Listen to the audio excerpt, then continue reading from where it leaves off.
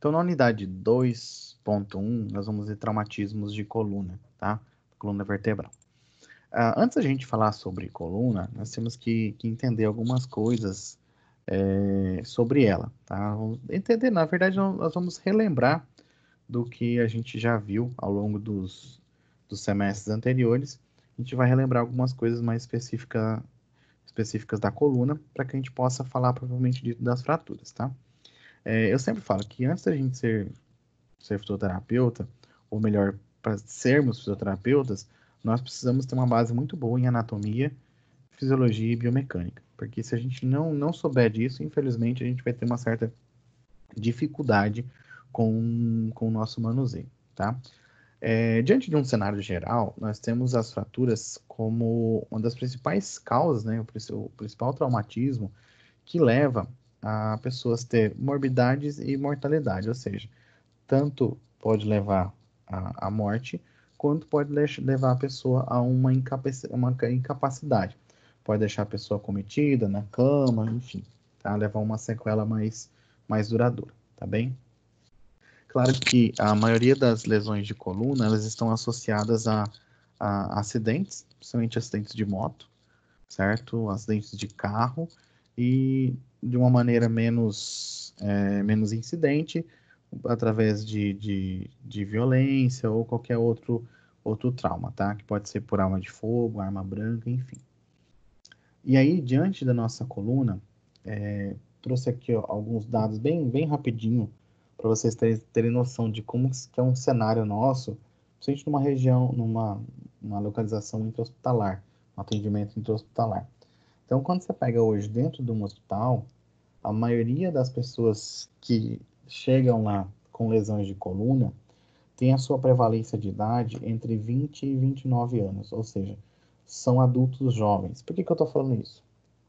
É a faixa etária que boa parte de nós nos encontramos. Ou seja, nós estamos mais expostos. Por quê? Porque a gente sai para trabalhar, sai para estudar, ficada como vida mais ativa.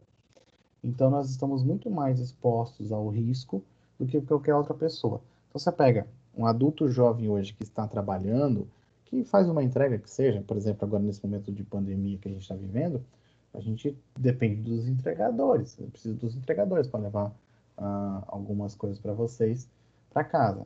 Então, os entregadores, a maioria dessas pessoas estão nessa faixa etária entre 20 e 30 anos, tá? Num segundo colocado aí, a gente estaria com as pessoas entre 30 e 39 anos e logo em seguida de 40 a 49 anos, tá? Mas mesmo assim, os adultos entre 20 e 29 anos têm sua grande prevalência em lesões de coluna, tá? E a maioria dessas lesões de coluna estão diretamente associadas a traumas automobilísticos, tá? Enquanto que lá num percentual bem menorzinho, as pessoas entre 71 e 79 anos, tem um percentual bem menor, e esses estão exclusivamente associados a quedas, que é o que mais afeta os idosos. Agora, vamos só para entender ainda mais aprofundado esse gráfico, o impacto dessas pessoas de 20 a 29 anos que sofreram lesões por fratura. Essas pessoas, como eu disse, estão numa fase ativa da sua vida. Então, imaginemos hoje a gente, com a maioria dos jovens entre 20 e 29 anos, que são entregadores de algum trabalho delivery, estão deixando de trabalhar. Ou seja, tem um impacto muito grande, um impacto imenso na nossa economia, no nosso trabalho, até mesmo boa parte dessas pessoas estão iniciando sua vida profissional, estão iniciando sua carreira profissional e por uma lesão qualquer, ele acaba que ficando incapacitado de seguir a sua profissão ou seguir com seus estudos, enfim, por conta de uma lesão de coluna, tá? Então é válido isso a gente ressaltar essa questão, porque isso já se torna algo de saúde pública, ou seja, uma preocupação de saúde pública, que aí é onde é investido a, onde é investido na educação em saúde, referente à educação desses jovens, enfim, tá? Então vamos lá. E ainda assim, nesse estudo, nesses dados, nós temos a incidência por localidade, por região. E acabamos que tendo a lesão lombar, a região lombar, como maior incidente de lesões. Então, pensando em níveis de acometimento, eu teria a região lombar mais acometida, logo em seguida a torácica e menos acometida a cervical. E se a gente vê, fazer uma análise visual aqui mesmo, se somarmos a cervical com a torácica, eu creio que não vai dar o número de lesão da região lombar. Ou seja, numa interpretação, a gente teria aproximadamente 70% dos indivíduos com lesão, 70 a 80% de indivíduos com lesão lombar, e o restante fica dividido entre cervical e torácica. Aí a gente vai entender por que existe mais fratura em região lombar. Entendeu? Esse gráfico mostra que boa parte das pessoas que sofrem fraturas de coluna são na região lombar. E qual que é a característica que essa região tem? Ou será que é culpa da região? Qual que é o porquê de a gente ter esse percentual altíssimo? Então, de primeira mão, a gente tem que analisar a biomecânica da coluna. Então, analisando ela, o que a gente vai interpretar? A região lombar, as vértebras L1, L2, L3, L4 e L5, que se articula com torácica e sacral, elas, na nossa funcionalidade, ela nos dá nos dá dois objetivos. Primeiro, um objetivo é mobilidade, dar flexibilidade e mobilidade, e segundo é dar sustentação. Claro que a cervical também nos gera isso. Se a gente for analisar em angulação, a cervical nos gera muito mais mobilidade em termos de ângulo do que propriamente dito a lombar. Só que a lombar tem um outro fator que se chama-se descarga de peso. Ela está ali para assimilar, para otimizar peso. Enquanto que a cervical ela também otimiza peso.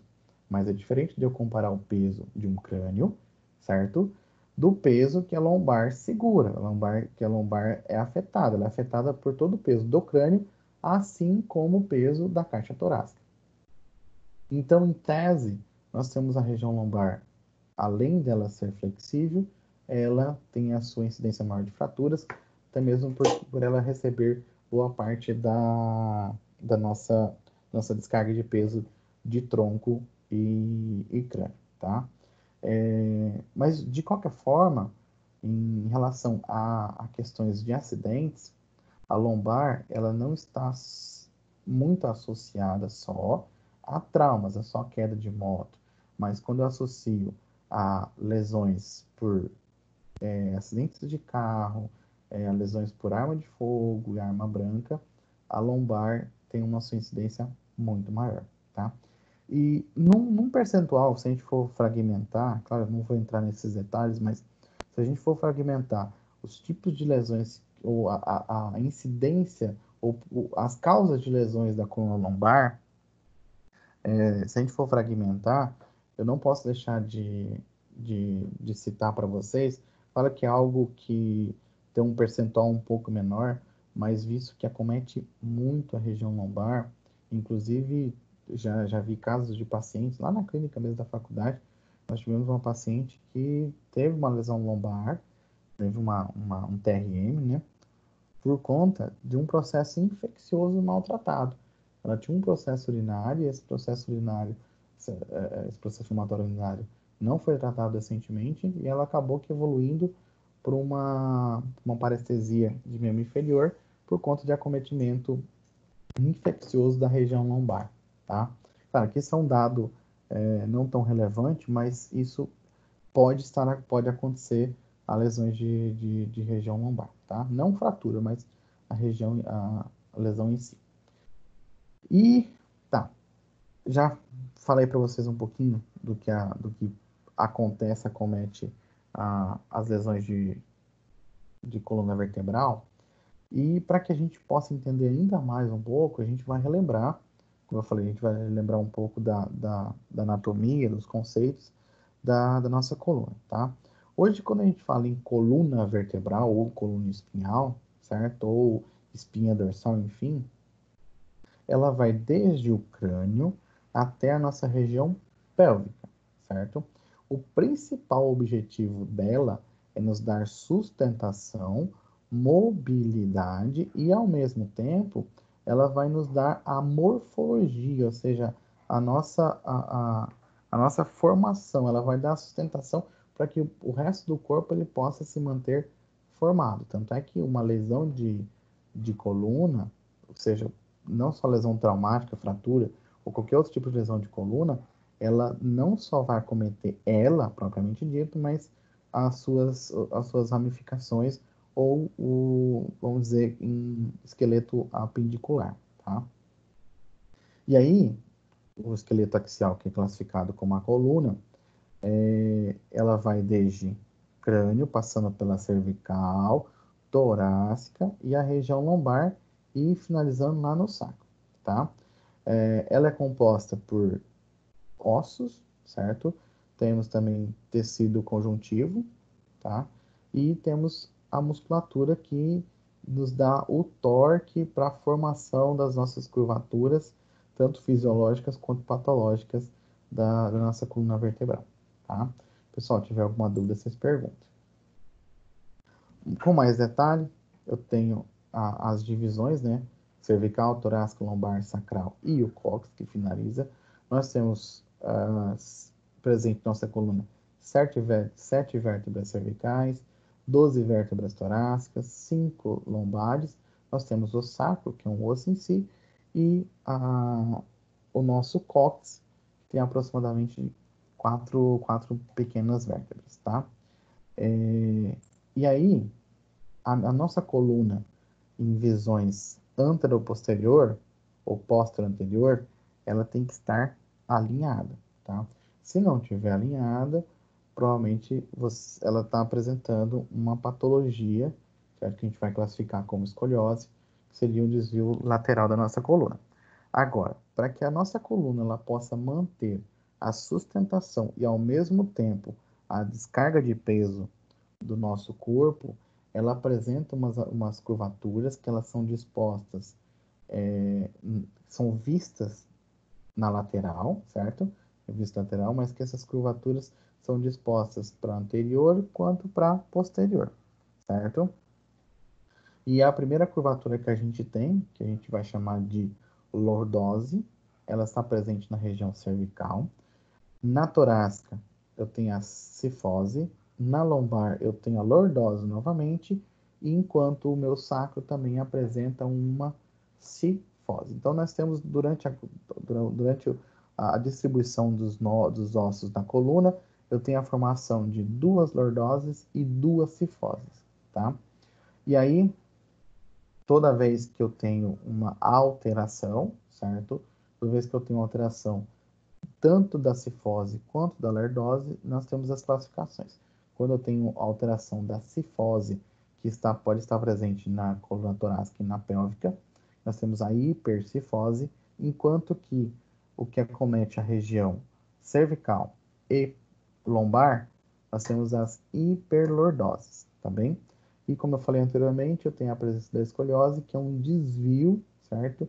Ou seja, ou melhor dizendo, quando acontece uma curvatura no seu plano sagital, ou seja, uma curvatura lateral. Por que que eu estou falando isso daqui? Eu preciso, como eu falei, eu preciso entender a anatomia da minha coluna, relembrar, na verdade, a anatomia da minha coluna para que a gente possa entender melhor as nossas fraturas, tá? E não está aqui no slide, mas algo que acomete também a nossa coluna é o processo de retificação, que é muito comum estar presente na cervical e na lombar. Um pouco mais raro na coluna torácica, tá? Mas é comum a gente ter presente uma retificação do conjunto de ossos presente na coluna.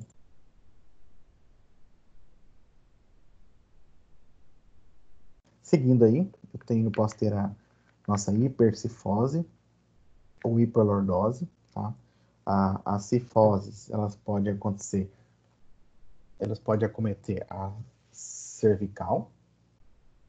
perdão, tá? A torácica, a cifose torácica, E aí eu posso ter a lordose, que pode ser tanto lombar quanto cervical, tá? O desenho está mostrando aqui, o desenho da direita de vocês. Onde tem hipercifose, ela comete a região que vai desde a cervical até a lombar, que propriamente dita é a região torácica, e a hiperlordose, ela pode acometer muito mais, ela comete muito mais a lombar, que é a região entre sacro e torácica, mas também não podemos deixar de esquecer da lordose cervical. E na figura do lado esquerdo, apresenta-se uma escoliose. Essa é propriamente dito em S. Tá?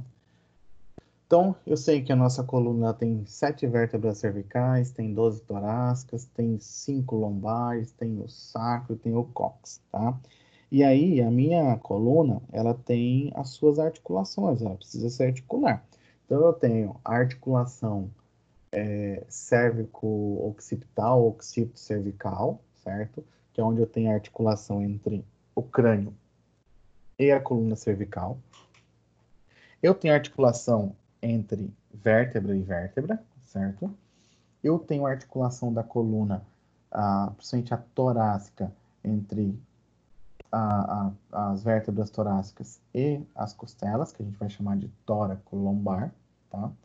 E aí eu tenho a articulação inferior, que é a lombar e o sacro, tá?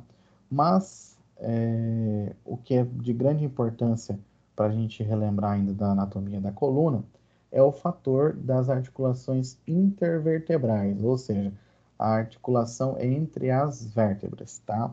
Então, as vértebras, elas se articulam entre si de duas maneiras. Uma, a gente vai chamar de articulação facetária, certo?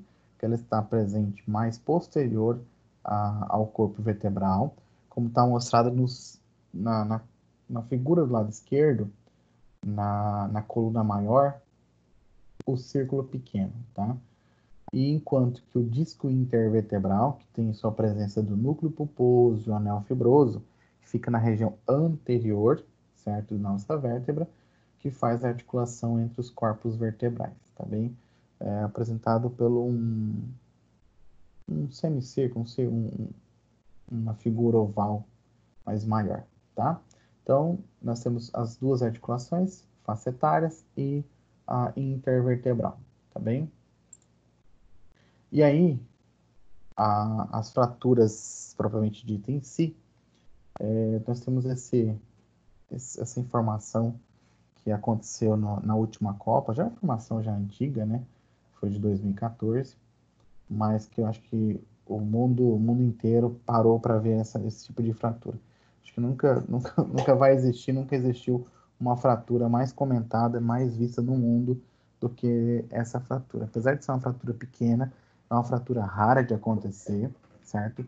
Uma fratura assim que tem que ser uma lesão muito específica, como foi a lesão dele, ou seja, um trauma muito específico, mas que aconteceu. Então, essa fratura ficou famosa no mundo inteiro. Então, o Neymar, na Copa de 2014, se eu não me engano, dia 4 de julho de 2014, durante uma jogada, ele acabou aqui levando uma joelhada na região lombar e que acarretou numa fratura do processo espinhoso do seu lado esquerdo. Se eu não me engano, da L3 dele. Então, ele teve essa fratura da L3. Confesso, eu trouxe essa imagem para vocês, essa informação, até mesmo que não tem tão específico no livro didático, nosso material não está bem específico, porque é uma fratura muito rara de acontecer, tá? Mas aconteceu, e aí foi feita todas as medidas necessárias para que possa o Neymar pôde ser reabilitado, mas infelizmente ele precisou ficar ausente dos jogos na Copa. Há quem diga que foi bom, outros não gostaram. Mas enfim, o importante é que ele recuperou, conseguiu recuperar muito bem e não teve maiores prejuízos por conta dessa fratura, tá? E aí, para a gente entender ou classificar as fraturas, nós temos vários tipos de fratura, tá? Eu vou apresentar para vocês as 4 classificações, tá? São as 4 mais comuns classificações, e tem essa fratura do Neymar, que é uma fratura menos, mais rara, né, menos comum, então acaba que não tem uma classificação específica para ela, tá? Mas diante de todos os mecanismos de trauma, certo? O que seria uma fratura óssea? A professora Cristina deve ter falado isso em sala de aula. A fratura óssea nada mais é do que a perda de continuidade do osso. Ele sofreu uma energia maior do que ele consegue resistir, ou seja, ele sofreu um trauma na qual ele não consegue resistir. O osso ele não tem a força sinérgica ou energética suficiente para suportar aquele impacto ou aquela compressão, tá? E aí, na coluna, nossa coluna, nós temos as principais lesões, que pode ser por compressão, explosão, distração ou luxação. As regiões mais acometidas é a região ainda tóraco-lombar, como eu mostrei no dado passado. A região lombar, tóraco-lombar é a mais acometida, mas com muita prevalência na região lombar, tá? E aí, vamos lá. O que seria uma fratura por compressão? O próprio nome já diz. Compressão, comprimir. Aquele osso, ele é comprimido, ou seja, o indivíduo sofreu um trauma na qual a vértebra dele foi comprimida, ela foi esmagada, tá? Então, isso é uma fratura por compressão. Muito comum em quedas, principalmente quando a pessoa sofre uma queda e cai sentado, ou por impacto sobre a cabeça do indivíduo, que faz uma sobrecarga e um achatamento do corpo vertebral, tá? E como eu mostrei para vocês anteriormente, o corpo vertebral, ele faz parte da articulação intervertebral, então o indivíduo acaba sofrendo muito por essa lesão. Uma outra lesão, chamada de lesão de explosão, tá? Ela é mais comum quando a gente tem contato com um agente muito específico, certo? Um agente muito específico de lesão.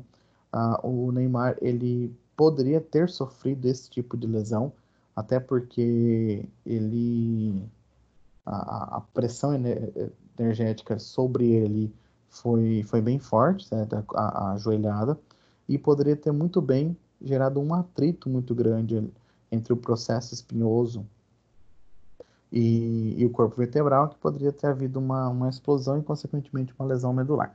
Mas, por sorte, foi só uma lesão de processo transverso. Então, na explosão, aumenta o impacto semelhante à da compressão, aumenta um impacto no corpo vertebral, e aí essa vértebra não consegue se comportar ou consegue segurar essa energia. É comum também, quando eu tenho lesão por arma de fogo, certo? Então o indivíduo acaba sofrendo uma lesão e o projétil ele consegue alcançar o corpo vertebral e consequentemente causa essa lesão explosiva, tá bem? É um pouco raro também, mas tem estudos que mostram lesões de explosão por conta de neoplasias. O que acontece? O indivíduo tem uma neoplasia do vertebral, e aí eu tenho uma lesão no centro do corpo vertebral. Ou seja, a neoplasia ela começa a se formar no centro do corpo vertebral, e aí gera uma expansão de carga dentro daquele corpo vertebral, ele não consegue suportar e, consequentemente, ele acaba aqui sofrendo esse tipo de explosão, tá bem? Tem também a classificação de flexão ou flexo distração, certo? Flexo distração, flexão distração. O que a gente entende desse tipo de fratura? É quando eu tenho uma fratura associado a um outro movimento, tá? Mais especificamente esse, que é a fratura por flexão. Eu posso acontecer fratura de extensão, distração? Posso. Por quê? Toda vez que eu faço extensão, eu posso acometer o encontro, né, das minhas facetas e, consequentemente, fazer uma fratura.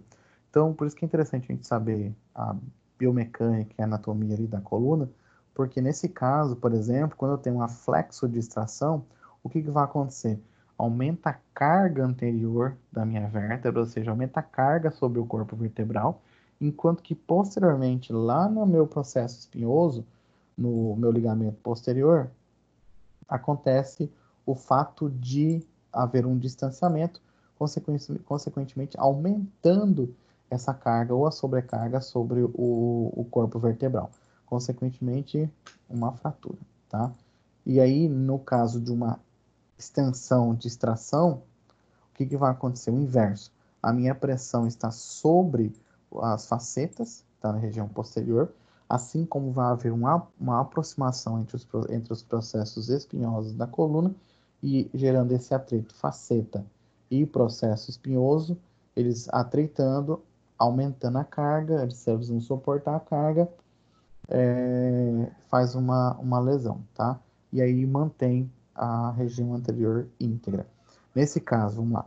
Na flexodistração, eu tenho a região anterior da vértebra acometida, enquanto que a região posterior da vértebra não está acometida, porém o ligamento posterior sim. Enquanto que na extensão de distração, eu vou ter um acometimento na região posterior da minha vértebra, mantendo a região anterior íntegra, certo? Contudo, pode acontecer ou vai acontecer uma lesão nos ligamentos anteriores, tá bem? Só para a gente entender um pouquinho mais também, para ficar mais fácil a gente visualizar essa lesão de extensão com extensão de distração, ela é muito comum em pessoas que sofrem, por exemplo, igual no caso do Neymar, ele sofreu um impacto posterior, mas ele estava em flexão do tronco, então logo em seguida não teve uma lesão tão grave. Mas se ele sofresse aquela mesma joelhada e ao mesmo tempo ele fizesse uma extensão de coluna, ele poderia causar esse tipo de fratura. No caso dele seria uma extensão flexão, tá?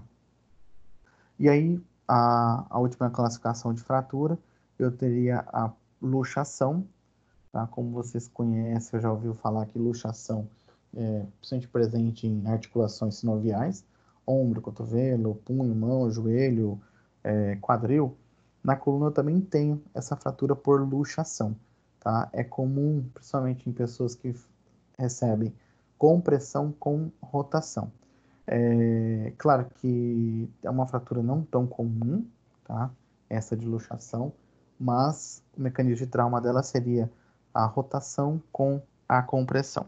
Então, se eu pego, por exemplo, um indivíduo que tem uma fragilidade óssea, e aí ele vai fazer um movimento de pegar peso com rotação, que também por luxo é o mesmo mecanismo de lesão de um disco intervertebral, se o meu disco intervertebral estiver bom, ele vai, infelizmente, acometer meu corpo vertebral. Então, um indivíduo vai pegar um peso, faz um movimento de flexão, certo? Fazer um movimento de rotação da coluna e, ao mesmo tempo, recebendo o peso, pegando o peso, faz uma compressão e aí ele tem grandes chances de sofrer esse tipo de fratura. Eu confesso para vocês que particularmente já presenciei um indivíduo que sofreu essa fratura, mas foi numa queda de moto. O que aconteceu? A gente recebeu no hospital um indivíduo com uma fratura a investigar na lombar por conta de uma queda de moto. Aí foi feita uma ressonância, um raio-x, e logo em seguida veio o exame, e aí apresentava justamente esse tipo de fratura. Ele fez um deslocamento lateral e rotacional de metade da vértebra, ou seja, metade da vértebra, que seria a parte inferior, estava íntegra, intacta, alinhado com o tronco, com o corpo, né, com as outras estruturas, enquanto que a parte superior da vértebra estava rodada com deslocamento lateral. Eu não lembro se era direita ou esquerda. Enfim, mas o que aconteceu com ele? Ele, durante o trajeto dele, ele, não sei se foi ele ou quem foi que furou um sinal vermelho e acabaram se chocando. Nesse choque, o carro que bateu nele era um carro alto, um carro grande, e que no ato da pancada, o que aconteceu? Segundo os especialistas na hora, lá, o ortopedista, provavelmente ele fez o seguinte, ele foi virar para o lado do carro ou virar para o outro lado, e aí o impacto do carro fez com que uma parte do corpo dele fosse para um lado, certo? E aí o restante do corpo dele mantivesse na trajetória. Ou seja, o carro auxiliou a fazer uma rotação. Então, por exemplo, a pessoa está sentada na moto, e aí o carro vem e faz o impacto na região, na altura do quadril dele. Então o quadril roda para um lado, enquanto que o tronco ele mantém-se alinhado com o restante da moto. E aí, provavelmente foi isso que aconteceu com o rapaz que sofreu esse tipo de fratura, tá?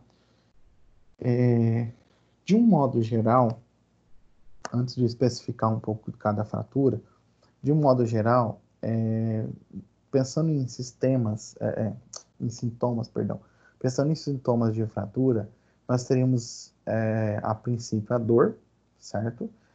Como uma fratura, lesão óssea, a gente sabe que os nossos ossos têm as trabéculas e têm os seus vasos sanguíneos, tá?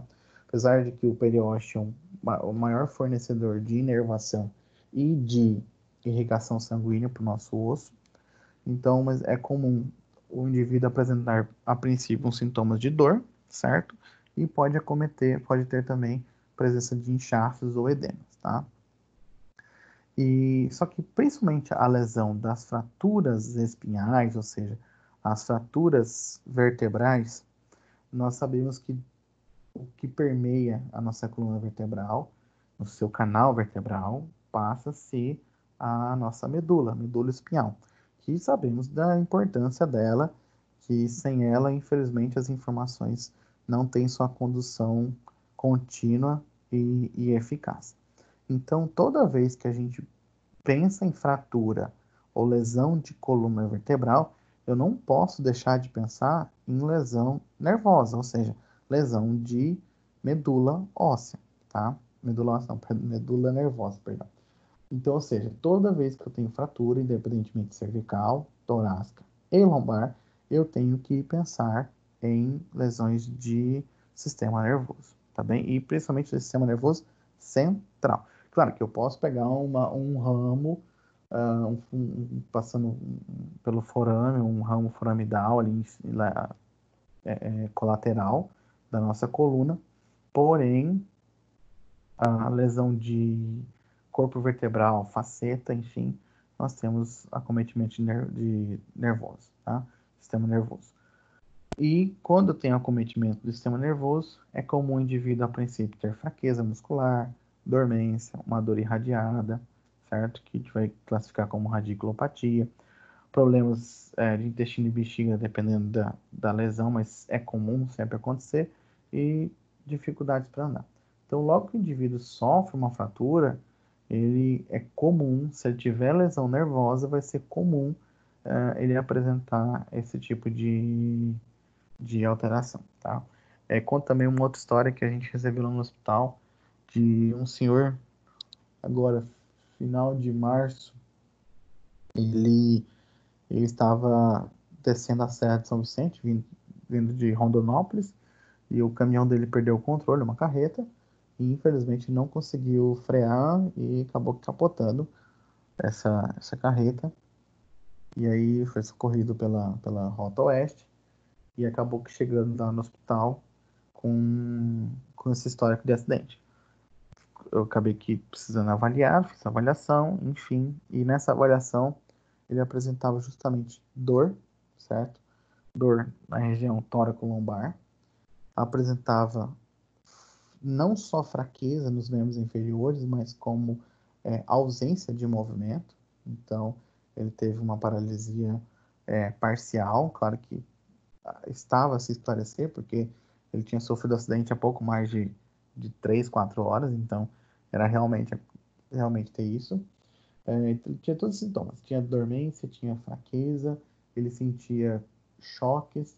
Quando a gente tocava, eu precisei tocar no membro inferior dele para fazer teste de sensibilidade, tocar com a mão ou até mesmo uma agulha para fazer teste de sensibilidade, ele sentia muita dor, mas ao mesmo tempo sentia dormência e uma dor irradiada. É bem característico de lesão lombar. Claro que ainda é cedo, eu sempre expliquei para ele que é cedo para a gente saber se essa lesão vai ser fixa ou não. Então temos que esperar passar o processo inflamatório da lesão medular para que depois, posteriormente, a gente possa dizer se ele vai ficar com algum tipo de sequela ou não, tá? É comum termos isso. E nas fraturas, nas classificações de fraturas, então como a gente sabe que a coluna vertebral ela é subdividida em cervical, torácica e lombar, então nós temos as classificações das fraturas que a gente pode chamar de fratura cervical alta e as fraturas tóraco-lombares. Por que tóraco-lombares? Nas tóracos lombares, não tem uma fratura específica só de lombar. Por quê? Sempre acomete a transição, que a gente chama de charneira, que é a transição entre torácica e lombar, ou qualquer transição entre regiões da coluna vertebral, mas a toracolombar, a gente tem essa classificação porque é muito raro ter uma fratura única, exclusiva só de torácica, a não ser que for para uma arma de fogo, certo? Ou um acidente muito específico. Mas mesmo assim, a comum é lombar, é tóraco-lombar. Em se tratando de fratura de coluna cervical, eu tenho a classificação que é cervical alta, que está presente a região occipital, a região o osso occipital, o osso atlas e o axis, tá? Então nós temos esses três ossos aí presentes. E aí a gente pode classificar as fraturas cervicais em três tipos. Uma que vai compactar diretamente o côndilo occipital, certo? A região final do occipito. Eu posso ter uma fratura também que vai acometer o côndilo occipital associado a uma fratura de base de crânio, tá? Base de crânio a gente vai chamar, são essas vértebras, tá? Atlas e axis. E aí eu tenho a terceira classificação, que eu tenho a fratura por avulsão do côndilo occipital provocada pelo ligamento alar. Ou seja, quando você fala em avulsão, seria o distanciamento entre as estruturas ósseas, tá? Que pode acometer o côndilo occipital. E aí, aproveitando essa classificação de tipo 1, tipo 2 e tipo 3, eu posso ter lá na minha axis, tá? Porque o atlas é a primeira vértebra cervical. Dentro do RPG, a gente classifica como C0 o occipito, C1 atlas, C2 o axis. Então, o atlas é a C1, ela tem apenas um acometimento de fratura, que é muito raro. Por quê? Porque como ela está muito próximo do occipito, é muito raro acontecer uma fratura específica do atlas. Pelo fato de estar próximo do occipito, o occipito acaba que gerando uma certa proteção na atlas e acometendo pouquíssimas fraturas. Então, na verdade, existe a classificação de apenas uma fratura, que é uma fratura que acomete a região anterior dessa vértebra, que é de um arco vertebral que ela tem anterior, que é a única classificação que a gente tem de fraturas, tá? Enquanto que o axis, o axis é a C2 e ela tem a presença do processo odontoide, tá? Que é uma espícula óssea que parece um dente, que está presente no axis. E o axis a gente consegue fazer a classificação de três tipos de fratura. Uma, quando eu tenho uma fratura de tipo 1, que é a fratura do axis, eu tenho a fratura de uma espícula óssea do processo odontoide, certo? Um pedacinho do processo odontoide. A tipo 2, eu tenho a fratura que vai ficar mais ou menos no centro do processo odontoide, ou seja, no meio dele. E aí eu tenho o terceiro tipo de fratura, que é onde tem a fratura da base do processo odontoide, tá? Aí vocês me perguntam, mas Thiago, mas por que eu vou ter fratura no axis? É mais comum no processo odontoide. Por que não é comum em corpo vertebral? Porque o processo odontoide, ele, na anatomia, ele fica dentro do arco do Atlas. Ou seja, qualquer movimento brusco, ou qualquer deslocamento da Atlas, ela vai acometer diretamente o processo odontoide do axis. Quando vocês olham essa figura aí, que apresenta a região óssea, os ossos em vermelho, você pode ver que da C2 sai tipo uma espécie de formato de um dedo, certo? Superior que chega até na C1. Esse é o processo odontoide. Então, qualquer mobilidade, qualquer movimento de C1, ele vai acometer a estrutura da vértebra de baixo, que nesse caso é o processo odontoide. E aí, como eu falei, nós temos as fraturas que a gente vai classificar de tóraco-lombar, tá? Por que eu vou classificar de tóraco-lombar? Como eu falei, a torácica é muito raro a gente ter esse tipo de fratura, até porque para a gente ter esse tipo de fratura na torácica é mais comum por arma de fogo, tá? E aí, um detalhe anatômico da coluna torácica, ela não tem tanta flexibilidade comparada à cervical e lombar. Nossa, agora que eu vi o lombar tá escrito errado. Tá? Lombar. A coluna lombar, ela é bem flexível associado com a cervical. Enquanto que a torácica, ela pelo próprio gradil costal que nós temos, ela é mais limitada, tanto na flexão, extensão e rotação das vértebras, tá? Então é mais comum a gente ter de lesão tóraco-lombar, tá? Eu trouxe aí para vocês a classificação Ásia, tá? Que é de lesão, apesar que aí tá falando só das sacrais, mas eu vou falar de um modo geral. A classificação Ásia, ela vai classificar, é uma classificação internacional, e classifica o tipo de lesão lombar, a lesão da coluna vertebral. Mas a Ásia, ela classifica a funcionalidade, ou seja, o acometimento da fratura. Então, vamos pensar. A fratura propriamente dita nada mais é do que um deslocamento ou um fragmento ou uma descontinuidade óssea causado por um trauma ou por um processo de energia maior do que o osso consegue suportar. Então, se você pega um lápis de madeira que seja, e você começar a envergá-lo, até certo ponto ele vai suportar. Passou de certo ponto, que é onde você vai girar mais energia do que o próprio material dele sustenta, ele vai quebrar. Então, a fratura em si tem essa classificação, que é onde eu vou fazer uma pressão, ou seja, enfim, é feita uma pressão sobre o osso, e aí esse osso ele não suporta e ele perde sua continuidade. Então, fratura, propriamente dito, é isso, independentemente da região. Agora, especificamente na região da coluna vertebral, nós temos que entender que, como eu falei agora há pouco, dentro da coluna vertebral, ou melhor, dentro do forame que é presente na coluna vertebral, nós, nós temos passando a medula, certo? A nossa medula nervosa, e dela tem as suas ramificações periféricas. E a medula, que fica no canal intervertebral, ela faz parte do sistema nervoso central, que está inteiramente ligado ao córtex cerebral. Então, ou seja, toda fratura de coluna tem o seu grande risco de ter uma lesão nervosa, tá? Independentemente.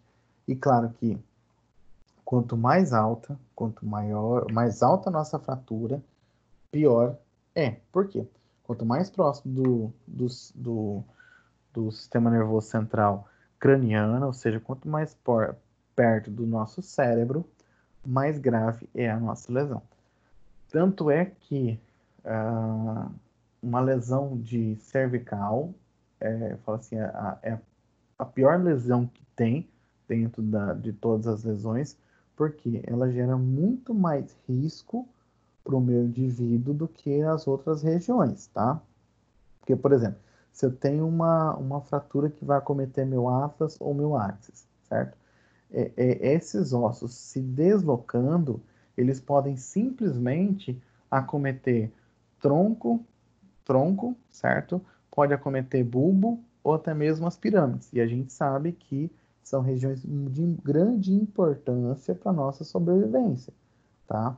Então, é uma região assim que mantém a nosso sistema autonômico funcionando. Por isso que muitas vezes as pessoas que sofrem lesão de cervical, principalmente essas pessoas que vão nadar em águas rasas ou até mesmo acidente automobilístico, de carro, principalmente motos, que têm lesão de cervical, eles têm grandes chances de iniciar um processo vegetativo de vida. Por quê? Que acometeu região crucial para a sua vida. Ou seja, muitas vezes acomete estruturas que vão manter apenas a pessoa respirando e o coração batendo. O restante da, da, das estruturas ele acaba que sendo perdidas as suas funções, tá? Então, quanto mais alta a minha fratura, pior ela vai ser, mais grave ela vai ser. Mais grave no sentido de, não que a fratura vai ser, a fratura vai ter a sua gravidade por ser alta, mas sim por onde ela, ou por, mas sim pela sequela que ela pode causar. Ou seja, uma fratura cervical ela pode causar muito mais sequelas do que uma fratura da região lombar, tá? Até porque a gente sabe que a nossa coluna, a nossa medula, ela chega até aproximadamente L2, L3, tá? Abaixo de L2, L3 a gente tem a cauda equina, que é classificada a ramificação da nossa medula. Então, ou seja, uma lesão de C1, C2, C3, ela é muito mais grave do que se for comparar com uma lesão de L3, L4, L5, tá? E aí, a Ásia, ela nos dá a classificação, na verdade, ela nos dá 5 classificações que são representadas por letras, tá? Para a gente classificar nosso tipo de lesão de coluna, tá? E aí, como que a gente sabe? Claro que tem exames de imagem, ressonância, tomografia, tilt teste, enfim. Temos vários testes que ajudam no diagnóstico, mas o diagnóstico clínico, de qualquer forma, ele é soberano ao restante. Então, eu vou falar do menos grave para o mais grave. Então, eu vou falar de trás para frente. Do E para o A. Então, eu tenho na classificação E, na avaliação da Ásia, eu tenho a minha sensibilidade e força motora, ou motricidade, né, que a gente pode chamar. Então, eu tenho a minha sensibilidade, a minha motricidade íntegras, todas normais. Então, eu vou dar o exemplo do paciente que eu atendi lá, desse senhor que sofreu uma fratura de coluna por conta do acidente de carro, de carreta. Ele estava de carreta e perdeu o controle, perdeu o freio. Então, o que eu fiz? Primeiro, eu fiz uma entrevista com ele e tal, fiz a avaliação, e aí na avaliação eu colhi a história dele, tudo, entendi o que aconteceu, ele me contou, enfim. E aí eu comecei a fazer o teste físico nele, fazer a avaliação física nesse indivíduo. Então, a primeira avaliação na hora, quando ele falou que sofreu um acidente de carreta, eu já falei, poxa, pode ter acontecido uma fratura, isso sem conversar com ele. E realmente, eu não tinha visto, não, o exame não estava pronto ainda. Eu falei, pode ter havido uma fratura, e aí eu vou fazer o teste, porque eu preciso, para eu saber se realmente teve a fratura, eu posso fazer teste neurológico e motor, sensitivo e motor, para ver se realmente houve essa fratura e se a fratura teve o seu acometimento do sistema nervoso, tá? Porque às vezes eu posso ter a fratura e não ter acometimento. Aí tudo bem, o exame, eu preciso do exame, mas muitas vezes eu fazendo a avaliação física eu já consigo identificar se houve uma fratura e logo em seguida se essa fratura teve acometimento, tá? Levou um acometimento sensitivo ao motor do meu indivíduo. Então, eu fiz logo no início da avaliação e eu perguntei para ele se ele tinha alguma alteração de sensibilidade, se ele deixou de sentir alguma região do corpo. Aí foi quando ele me respondeu que os membros inferiores dele, as pernas, ele estava com uma dificuldade nela. Aí, ok, falei, então vamos começar a minha avaliação. Então, na classificação da Ásia, vou colocar nele lá.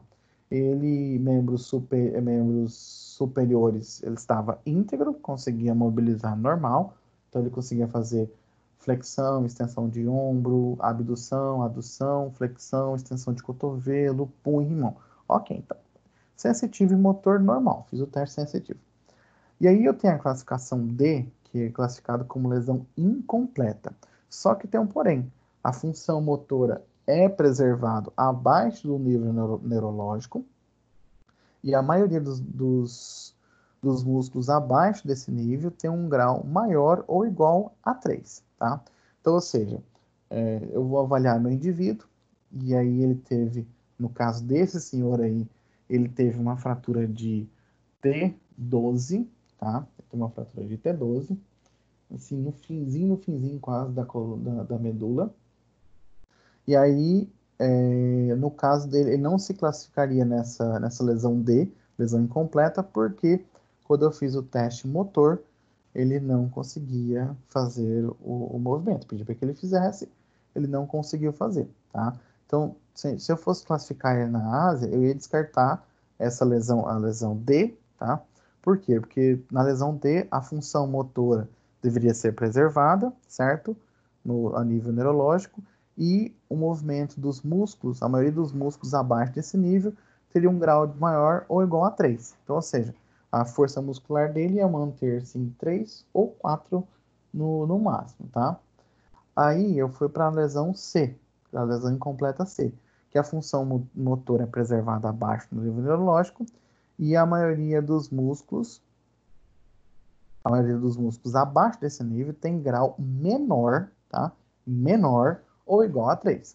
Então, se eu fosse avaliar ele para classificá-lo, para eu classificar ele com lesão C, ele teria que ter a função motora preservada abaixo do nível neurológico, e ao mesmo tempo, quando eu fosse avaliar a força muscular, ele tinha que ter uma força variando entre 1, 2 ou 3, tá? Variando entre grau 1, 2 ou 3, tá bem? Então, eu tinha que ter o esboço de contração, ou contração sem vencer a gravidade, ou começando a vencer a gravidade, tá? Eu classificaria como C. E aí, na lesão B, que é a lesão ainda incompleta, tá? Tem a preservação da sensibilidade e perda da força motora abaixo do nível neurológico e estendendo-se até os segmentos sacrais. Quando eu avaliei ele, eu classifiquei ele como lesão B, tá? Lesão B. Por quê? Porque eu fiz o teste, certo? Solicitei para que ele fizesse um movimento, para que ele fizesse esboço de contração. Ele não conseguiu realizar esboço de contração, certo? Porém, entretanto, todavia, quando eu fiz teste de sensibilidade, palpei, peguei uma gazezinha, passei na perna dele, no pé dele, para detectar, para ver se ele detectava a sensação, e ele conseguiu. Ele disse que sentia de uma forma descoordenada, ele não sabia me descrever se eu estava apertando, se eu não estava apertando, enfim, ele também não conseguia identificar o local, se eu estava do lado direito ou lado esquerdo, mas ele sentia. Pedi para que ele fechasse os olhos e solicitei para que ele me dissesse se ele está sentindo ou não. Aí eu tocava, falei assim, olha, eu vou tocar na perna do senhor, em algum lugar da perna do senhor, o senhor me fala quando o senhor sentir. Aí eu pegava e esperava a resposta dele. Pegava e esperava a resposta dele. Tá bem? E aí, na lesão A, que seria uma lesão completa, não vai existir função motora e sensitiva em nenhum segmento, tá? Então, só recapitulando a avaliação Ásia, tá? Ela pode ser feita em qualquer região da coluna, tá? Qualquer região, porque ela avalia o acometimento da, da lesão, acometimento do indivíduo por conta de fratura, independentemente da região, tá? Então, ele vai fazer uma avaliação nervosa, que pode ser sensitiva motora, independentemente da região acometida. Então, o indivíduo foi lá, fez uma lesão de T1, certo? O que você faz? Você começa a fazer os testes de sensibilidade. Aí você pega, por exemplo, T1. T1 ele vai inervar a região anteromedial do braço, certo? E na mão anterolateral do braço. Isso na posição anatômica, tá? Na posição anatômica. Então ele vai acometer quem? Vai acometer lá polegar, vai acometer flexão, adução do polegar. Então, eu já sei que T1 está nessa região. Então, o que eu vou fazer? Eu vou fazer um teste, faço o teste daí para baixo. Então, claro que eu vou palpar lá pescoço, faço o teste de avaliação de pescoço, tudo, para ver se ele tem sensibilidade ou função motora. E a partir daí, eu sei o nível neurológico, eu vou fazendo os devidos testes. Então, no caso desse indivíduo, se ele fez uma lesão de T1, eu vou fazer a avaliação da região, que seria da região anterolateral do braço para baixo, tá? Mas um exemplo, e se eu não sei quando, não sei a região que o meu indivíduo lesionou, como era o caso meu lá, eu não sabia, não tinha visualmente o exame para que eu pudesse dizer em qual tipo em que altura ele foi acometido. Eu então simplesmente comecei a avaliá-lo, entendeu? Então, a princípio, eu pedi para que ele me informasse até onde ele conseguia sentir, mas sem tocar nele. Pedi para ele, olha, se eu consegue sentir até que lugar. Ele falou, olha, eu não consigo te dizer. Eu falei, não, tá bom. Aí eu pedi para que ele tentasse fazer algum movimento de membro inferior. Eu falei, mexe o dedão do pé, faz o movimento para acelerar e desacelerar, que seria dorsiflexão e plantiflexão. Eu falei, faz esse movimento com o pé. Ele não apresentou. E aí eu comecei a fazer a avaliação física. Então eu comecei da região do pescoço, falei para ele que ia tocar, então comecei a tocar, sensitivo, pedi para que ele fizesse contração, fizesse uma adução do ombro, ele conseguiu tudo, pedi para que ele murchasse a barriga, e aí, enfim, eu consegui fazer a avaliação dele. Bem, se tiver alguma dúvida, me pergunte. E de um modo geral, também os nossos tratamentos de fratura. É claro que quando a gente fala em lesão de fratura e coluna, como ela é ampla, eu digo que a nossa coluna vertebral é ampla. Por quê? Ela sai desde crânio, certo? E vai até no sacro. Então, ela percorre regiões muito importantes do nosso corpo. Sistema nervoso central, certo? Crânio, caixa torácica, com coração e pulmão, que são órgãos vitais para nós. Então, ou seja, a coluna ela permeia principalmente os órgãos vitais do nosso corpo: cérebro, coração e pulmão.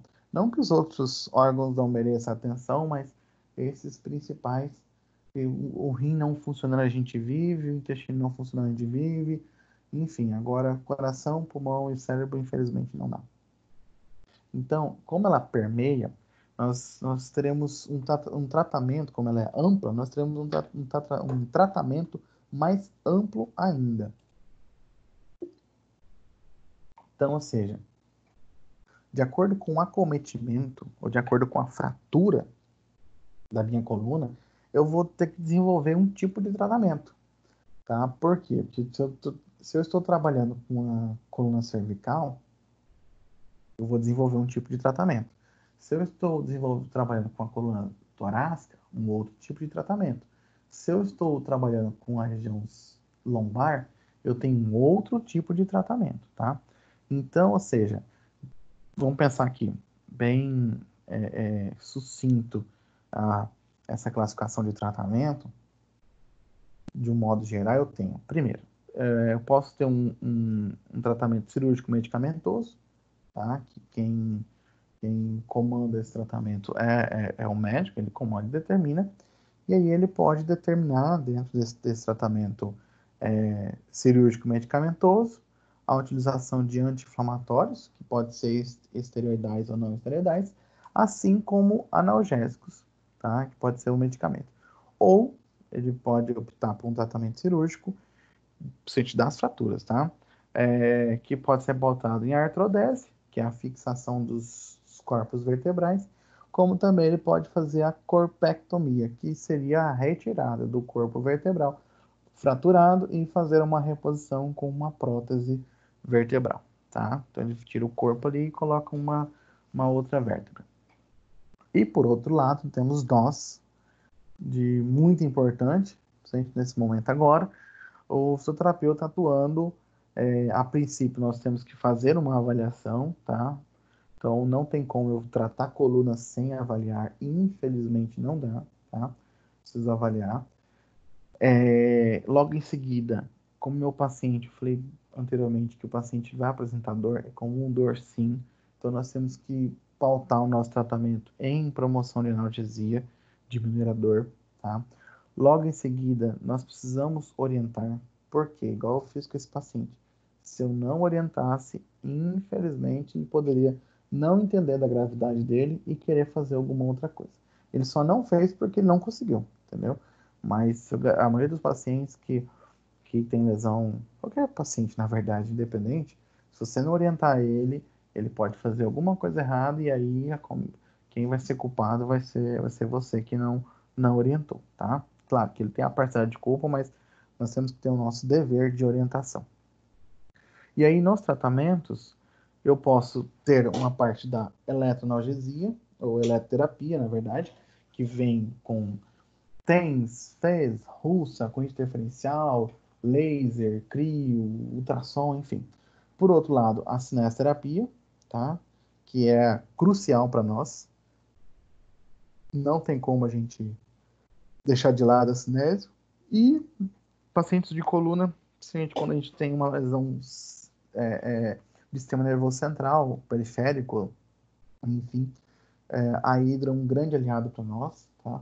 Gente, eu estou pensando assim em pacientes que têm uma lesão, uma fratura de coluna vertebral e que infelizmente foi acometido numa classificação A ou B da Ásia, e aí ele acaba que necessitando de um auxílio de locomoção, como cadeira de rodas, enfim, ou outros meios, e aí a hidra é um grande aliado para nós nesse tratamento, tá? Claro, eu trouxe sucintamente o tratamento para vocês, mas assim, o tratamento ele tem que ser pautado nesses critérios, tá? Nesses objetivos principais, que seria diminuir dor, orientação, eletroterapia, cinésio e hidro, tá? Claro que aí dentro de cada um tem os seus recursos específicos, tá? Dentro da cinésio, dentro da eletro, dentro da hidroterapia. Nós temos os nossos recursos específicos para que a gente possa atuar de maneira eficaz, tá? Mas o que não podemos esquecer, diante de uma lesão de coluna, ou vou estender qualquer tipo de lesão, é você fazer uma avaliação minuciosa do indivíduo, entender o tipo da lesão dele, ou no nosso caso, entender o tipo de fratura, ah, lá da anatomia, igual eu falei nos primeiros slides, nós temos 5 vértebras cervicais, 12 torácicas, 7 cervicais, 12 torácicas e 5 lombares. Então eu preciso saber disso, porque se eu não sei da anatomia, infelizmente eu não vou conseguir saber da lesão propriamente dito. Por quê? Eu preciso entender a característica da minha estrutura, a característica da minha coluna vertebral, para eu entender aquela fratura. Exemplo, se eu não sei que a cervical, a C2, que é a axis, se eu não souber que ela tem um processo odontoide que ele é o mais acometido, então se eu chego com um indivíduo que tem uma lesão cervical, se for de C2, se a gente não conhece a anatomia da C2, infelizmente a gente vai se perder diante dessa lesão e muito menos vai ter o objetivo, o raciocínio clínico para uma reabilitação, tá bem? Então, é de grande importância a gente saber disso, tá? Não vou entrar em detalhes de cada tratamento, até porque vocês já conhecem. Eletroterapia você já conhece, cinesioterapia mais do que conhece, e hidro também, vocês tiveram um semestre dessa disciplina, então vocês sabem muito bem esses tipos de tratamento, tá? E por hoje seria isso, gente.